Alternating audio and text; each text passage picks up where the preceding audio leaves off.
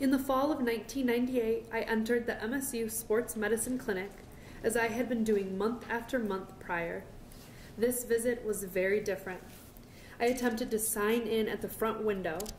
I was asked my name and who I was seeing.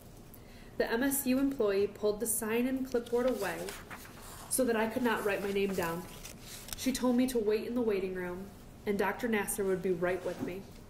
This procedure was very different from all the other appointments I had with Larry at MSU. I typically signed in and gave them a check to cover their services. I was escorted back to a medical exam room. I was alone with Larry. I was a minor. Previous appointments, a medical assistant would escort me back to the room. The assistant would enter the room, ask me questions, and take notes. This appointment, again, was very different. He had me sit next to him on the exam table and stated he was going to do a new procedure. He did not gain permission from either of my parents before performing this new procedure.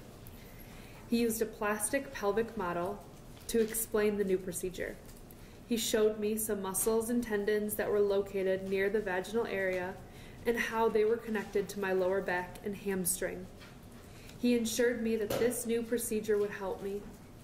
I was instructed to undress from the waist down and lay face down on the exam table.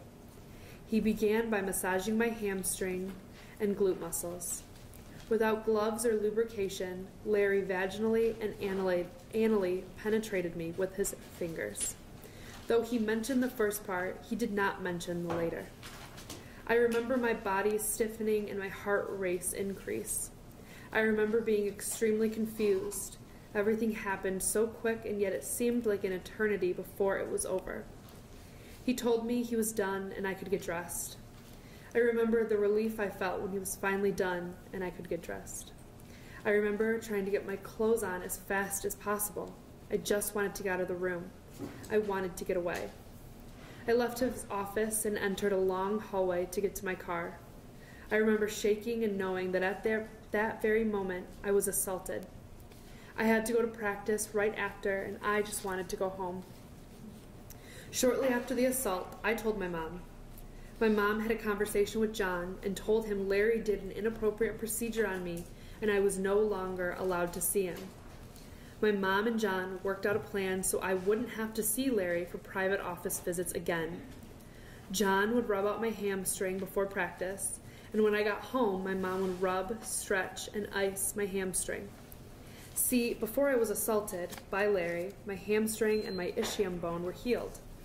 Ongoing medical care was intended to keep my hamstring loose and prevent re-injury. Following the conversation my mom had with John, I remember John being upset. I knew he was mad. It was obvious in his actions, but this was what I had to do so I didn't have to see Larry alone again. Larry was still present at Twistars week after week until I graduated 3 years later. I only had to see Larry if an injury occurred while he was in the gym.